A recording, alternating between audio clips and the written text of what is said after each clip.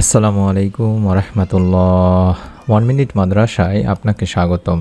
আজ আমি আলোচনা করব পবিত্র জুমার দিন আসরের নামাজ আদায়ের পরে শুধুমাত্র একটি ছোট্ট দোয়া যদি 7 বার করে পড়েন, আল্লাহ রাব্বুল আলামিন আপনার 80 বছরের গুনাহ মাফ করে দেবেন এবং আপনার ঘরের রিজিকে বরকত দান করবেন। আল্লাহ তাআলা চাহে তো পরিবার থেকে অভাব অনটন দূর হয়ে যাবে। অত্যন্ত গুরুত্বপূর্ণ একটি ভিডিও। আমি অনুরোধ করছি প্রত্যেক জুমার দিন আসরের নামাজ আদায় করার পরে কম করে হলেও এই ছোট্ট দোয়াটি 7 বার করে পড়বেন। এই নিয়তে বা এই উদ্দেশ্যে ভিডিওটুকু সম্পূর্ণ দেখুন। ইসলামে জুমাবার একটি মর্যাদাপূর্ণ দিন। এই প্রসঙ্গে রাসূলুল্লাহ সাল্লাল্লাহু আলাইহি সাল্লাম বলেন, দিবস সমূহের মধ্যে জুমার দিন শ্রেষ্ঠ এবং তা আল্লাহর কাছে অধিক সম্মানিত। ইবনে মাজাতে বলা হয়েছে। হাদিসে আরও বর্ণিত হয়েছে, সূর্য উদিত হওয়ার দিনগুলোর মধ্যে জুমার দিন সর্বোত্তম। এই দিনে আদম আলাইহিস সালামকে সৃষ্টি করা হয়েছে, এই দিনে তাকে জান্নাতে প্রবেশ করানো হয়েছে এবং এই দিনে তাকে জান্নাত থেকে বের করা হয়েছে। সহিহ মুসলিম শরীফের সহিহ একটি হাদিস অনুযায়ী জুমার দিনে আসরের এই সময়টি খুবই গুরুত্বপূর্ণ দিনই ভাই বোনেরা। এই সময় মুমিনের জন্য বিশেষ কিছু আমলের কথা বলা আছে এবং এই আমলগুলোর মধ্যে আপনারা করতে পারেন দোয়া, জিকির, ইস্তেগফার ইত্যাদি। আপনারা এই সময়টিতে যে দোয়া করবেন এবং এই সময়ে যে দোয়া কবুল হয় এই বিষয়ে দলিল রয়েছে, অর্থাৎ জুমাবারে দোয়া কবুলেরও দলিল রয়েছে এবং আসরের শেষ সময় দোয়া কবুল হওয়ারও দলিল রয়েছে। জুমাবারে একটি সময়ে দোয়া কবুলের কথা বলা হয়েছে হাদিসে। আবু হুরায়রা রাদিয়াল্লাহু তাআলা আনহু বলেন, আল্লাহ রাসূল সাল্লাল্লাহু আলাইহি সাল্লাম বলেছেন, জুমার দিনে এমন একটি সময় আছে, সেই সময়টায় যদি কোনো মুসলিম নামাজ আদায়রত অবস্থায় থাকে এবং আল্লাহ তাআলার কাছে কিছু চায়, আল্লাহ অবশ্যই তার সে চাহিদা বা দোয়া কবুল করবেন। এবং এরপর রাসূল সাল্লাল্লাহু আলাইহি সাল্লাম হাত দিয়ে ইশারা করে সময়টির সংক্ষিপ্ততার ইঙ্গিত দেন। এটি বুখারী শরীফের একটি সহিহ হাদিস। আনাস ইবনে মালিক রাদিয়াল্লাহু তাআলা আনহু থেকে বর্ণিত আছে, জুমাবারে এমন একটি সময় আছে যেটাতে বান্দা আল্লাহ তাআলার কাছে কোনো দোয়া করলে আল্লাহ তাকে তা দিয়েই থাকেন। সুবহানাল্লাহ। এবং জাবের ইবনে আব্দুল্লাহ রাদিয়াল্লাহু তাআলা আনহু থেকে বর্ণিত হাদিসে আল্লাহ রাসূল সাল্লাল্লাহু আলাইহি সাল্লাম বলেন, জুমাবারের বা জুমার দিনের 12 ঘন্টার মধ্যে এমন একটি মুহূর্ত রয়েছে, যদি কোনো মুসলিম এই সময় আল্লাহ তাআলার কাছে কিছু প্রার্থনা করে বা কিছু চায়, তাহলে মহান ও সর্বশক্তিমান আল্লাহ তাকে তা দান করেন। আর এই মুহূর্তটি তোমরা আসরের শেষ সময় অনুসন্ধান করো। আবু দাউদ শরীফের একটি হাদিস। অর্থাৎ আসরের শেষ সময় বলতে আমরা সূর্য ডোবার আগ মুহূর্তকে বোঝানো হয় দিনী ভাই বোনেরা। আব্দুল্লাহ ইবনে সালাম রাদিয়াল্লাহু তাআলা আনহু বর্ণনা করেন, শুক্রবার আসরের পর থেকে সূর্যাস্ত পর্যন্ত দোয়া কবুল হয় এবং বিখ্যাত সিরাত গ্রন্থে এটি বর্ণিত হয়েছে যে জুমার দিন আসরের নামাজ আদায়ের পরে দোয়া কবুল হয়, যেটি জাদুল মাওয়াদে রয়েছে। তাই আমরা পবিত্র জুমার দিন আসর থেকে শুরু করে সূর্য ডোবার আগ মুহূর্ত পর্যন্ত এই সময়টিতে বেশি বেশি দরুদ ও ইস্তেগফার পাঠপূর্বক এই ছোট্ট দুটি দোয়া অন্তত 7 বার দেখে দেখে হলেও পড়ব।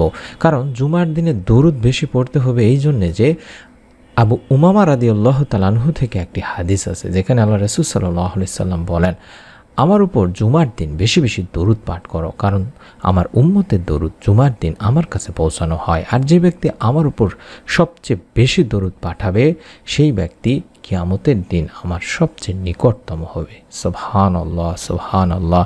শুধু তাই নয়, হযরত আলী রাদিয়াল্লাহু তাআলা আনহু থেকেও বর্ণনা করা হয়েছে একটি হাদিস, যে ব্যক্তি নবী করিম সাল্লাল্লাহু আলাইহি সাল্লামের উপর পবিত্র জুমার দিনে কষ্ট করে 100 বার দরুদ পাঠ করবে, সে কিয়ামতের দিন এমন অবস্থায় উঠবে যে তার চেহারায় নূরের জ্যোতি দেখে লোকেরা বলাবলি করতে থাকবে, এই ব্যক্তি কি আমল করেছিল। সুবহানাল্লাহ। তাই আমরা চেষ্টা করব দিনী ভাই বোনেরা পবিত্র জুমার দিন আসর থেকে শুরু করে মাগরিবের আগ মুহূর্ত পর্যন্ত অথবা সূর্য ডোবার আগ মুহূর্ত পর্যন্ত এই সময়টিতে বেশি বেশি দরুদ ও ইস্তেগফার পাঠপূর্বক এই ছোট্ট দোয়াটি পাঠ করব। যে দোয়া পাঠ করলে আল্লাহ তাআলা আপনার সব গুনাহ মাফ করে দেবেন, অর্থাৎ জীবনের সমস্ত গুনাহ ধুয়ে মুছে মাফ করে দেবেন। তেমনই একটি দোয়া আমি আপনাদেরকে শিখিয়ে দিচ্ছি। আল্লাহ তাআলা নিজেই বলেছেন সূরা জুমাতেই 53 নম্বর আয়াতে, পাপী বান্দাদের আল্লাহ তাআলা আশার বাণী শুনিয়েছেন। বর্ণিত হয়েছে, হে আমার বান্দারা, যারা নিজেদের উপরে জুলুম করেছো, তোমরা আল্লাহর রহমত থেকে নিরাশ হয় না, নিশ্চয়ই আল্লাহ সব গুনাহ মাফ করবেন, কারণ তিনি ক্ষমাশীল এবং পরম দয়ালু। সূরা জুমাতে বলা হয়েছে। শুধু তাই নয়, হাদিসেও বলা হয়েছে। আবু হুরায়রা রাদিয়াল্লাহু তাআলা আনহু থেকে বর্ণিত হাদিসটি আল্লাহ রাসূল সাল্লাল্লাহু আলাইহি সাল্লাম বর্ণনা করেছেন, তোমরা যদি পাপাচার করতে, এমনকি তোমাদের পাপ আকাশের সীমা পর্যন্ত পৌঁছে যেত, অতঃপর তোমরা যদি আল্লাহ তাআলার কাছে তওবা করো বা তওবা করতে, তাহলে আল্লাহ তাআলা অবশ্যই তোমাদের সেই তওবা কবুল করবেন। এটি সুনান ইবনে মাজাতে রয়েছে। তাই আমরা অন্তত পবিত্র জুমার দিন এই ছোট্ট দোয়াটি, তাওবার দোয়াটি কম করে হলেও 7 বার পাঠ করব। নবী করিম সাল্লাল্লাহু আলাইহি সাল্লাম যেহেতু নিজে বলেছেন যে আল্লাহ তাআলা অবশ্যই তোমাদের তওবা কবুল করবেন, আপনি এই তওবার দোয়াটি পড়ে যদি আপনার জীবনের সমস্ত গুনাহের জন্য মাফ চান, আল্লাহ তাআলা আসর থেকে শুরু করে মাগরিবের আগ মুহূর্ত পর্যন্ত এই সময়টিতে দোয়া কবুল করবেন, হাদিস থেকে পাওয়া যায়। তাই আপনাকেও ইনশাআল্লাহ মাফ করে দেবেন। যে দোয়াটি আপনাকে পড়তে হবে সেই দোয়াটির আরবি এবং বাংলা দুটি উচ্চারণে আমি আপনাদেরকে দেখিয়ে দিচ্ছি। কম করে হলেও 7 বার পাঠ করবেন। আর যে নিয়মে বললাম, কম করে হলেও অন্তত 11 বার আগে দরুদ পড়ে নেবেন। রব্বি ইন্নী যালামতু নাফসি ফাগফিরলি, এই দোয়াটি এভাবে 7 বার গুনে গুনে নখে গুনে গুনে পড়বেন। রব্বি ইন্নী যালামতু নাফসি ফাগফিরলি, রব্বি ইন্নী যালামতু নাফসি ফাগফিরলি, এভাবে আসরের নামাজ আদায় করার পরে আপনি অন্তত 7 বার পড়ে নেবেন। এবং আপনার পরিবার সংসারে যাতে করে রিজিক আসে, বরকত আসে, তার জন্য আপনারা এই ছোট্ট দোয়াটিও 7 বার পড়বেন। আমরা সবাই চাই যে আমাদের রিজিক বেড়ে যাক, আমরা সহজে ধনী হয়ে যাই, আমাদের জীবনে প্রাচুর্য আসুক। এমন কিছু মানুষ আছেন যারা এই অর্থনৈতিক দুশ্চিন্তায় অস্থির হয়ে আছেন যে তারা ভুলে গেছেন মানব ও জিন জাতি সহ সব সৃষ্টির জীবিকার দায়িত্ব মহান আল্লাহ রাব্বুল আলামিন নিজেই নিয়েছেন। তাই তো মহান আল্লাহ তাআলা নিজে বলেছেন, আর আমি তো বলেছি তোমরা তোমাদের প্রভুর কাছে ক্ষমা প্রার্থনা করো, নিশ্চয়ই তিনি অত্যন্ত ক্ষমাশীল, তিনি তোমাদের জন্য প্রচুর বৃষ্টিপাত করবেন এবং তিনি তোমাদের ধন সম্পদ ও সন্তান সন্ততি দ্বারা সমৃদ্ধ করবেন। সূরা নূর আয়াত 10 থেকে 12-তে বলা হয়েছে। তাই আমরা নবীজি সাল্লাল্লাহু আলাইহি সাল্লামের দেখানো শেখানো পদ্ধতি অনুযায়ী, যেটি নবীজি সাল্লাল্লাহু আলাইহি সাল্লাম বলেছেন যে ব্যক্তি অধিক পরিমাণে আস্তাগফিরুল্লাহ পড়বে, বা যার অর্থই হচ্ছে আমি আল্লাহ তাআলার কাছে ক্ষমা প্রার্থনা করছি, আল্লাহ তার সব দুশ্চিন্তা থেকে তাকে মুক্ত করবেন, তার সব সংকট থেকে তাকে মুক্তি দেবেন এবং তাকে এমনভাবে অর্থ দান করবেন বা তার জীবিকার ব্যবস্থা করবেন যা কোনো মানুষ ধারণাও করতে পারবে না। সুবহানাল্লাহ, মুস্তাদরাকে হাকিমের একটি হাদিস। তাই আমাদের বিশ্বাস রাখতে হবে যে আমাদের রিজিকের ব্যবস্থা মহান আল্লাহই করবেন। তাই রিজিক অন্বেষণের সঙ্গে সঙ্গে মহান আল্লাহ তাআলার কাছে প্রার্থনা করে যেতে হবে তিনি যেন আমাদের সবাইকে উত্তম রিজিক দান করেন।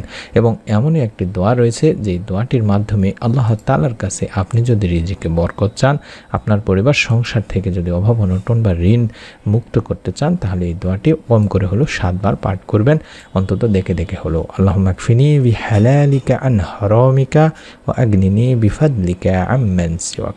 আল্লাহুম্মা কফিনি বিহালালিকা আন হারামিকা ওয়া আগনিনি বিফাদলিকা আম্মান সিওয়াক। এটিও 7 বার পাঠ করবেন। হে আল্লাহ, আমাকে এতটুকু পরিমাণে হালাল রিজিক দান করো যা আমার জন্য যথেষ্ট হবে এবং হারাম অর্থের কোনো প্রয়োজন হবে না। তুমি ব্যতীত আর সবার থেকে আমাকে অমুখাপেক্ষী করে দাও। এই দোয়াগুলো পাঠ করার আগে এবং পরে অবশ্যই দরুদ ও ইস্তেগফার বেশি বেশি পাঠ করে নেবেন। তারপরে দোয়াগুলো পড়ার পরে 2 হাত তুলে আল্লাহ তাআলার কাছে আপনি আপনার পরিবার সংসার রিজিকে বরকত চাইবেন, অভাব অনটন থেকে যাতে করে আল্লাহ তাআলা মুক্ত করে দেন, ঋণ মুক্তির ব্যবস্থা করে দেন এবং পরিবারের রিজিক আসে তার জন্য আল্লাহ তাআলার কাছে বেশি বেশি কান্নাকাটি করবেন এবং আপনার গুনাহের জন্য মাফ চাইবেন। কঠিন কিয়ামতের দিন মুসিবতের সময় যাতে আল্লাহ রাব্বুল আলামিন আপনাকে মাফ করে দেন, বিশ্বনবী সাল্লাল্লাহু আলাইহি সাল্লামের সঙ্গে জান্নাতে যেতে পারেন, তার জন্য কান্নাকাটি করবেন। আমি আমার দিনী ভাই বোনদেরকে অনুরোধ করব যারা আমলটি করবেন প্রত্যেকেই অন্তত ভিডিওটিতে একটি করে নিয়ত করে কমেন্ট করে ফেলুন এবং লাইক দেওয়ার মাধ্যমে পরবর্তী এরকম নতুন আমলের ভিডিওগুলো আপনি আপনার মোবাইলেই পেয়ে যাবেন যদি আপনি আমাদের চ্যানেলটির সঙ্গে থাকেন, অর্থাৎ চ্যানেলটি সাবস্ক্রাইব করে রাখেন এবং বেল বাটনটি অন করে রেখে দেন। সকলে ভালো থাকুন, সুস্থ থাকুন। আমরা আল্লাহ তাআলার কাছে দোয়া করি যে সমস্ত দিনী ভাই বোনেরা আমলটি করবেন আল্লাহ তাআলা যাতে যেন এই উত্তম প্রতিদান দিয়ে দুনিয়াতে এবং কঠিন কিয়ামতে দান করেন। আমিন। আসসালামু আলাইকুম ওয়া রাহমাতুল্লাহ।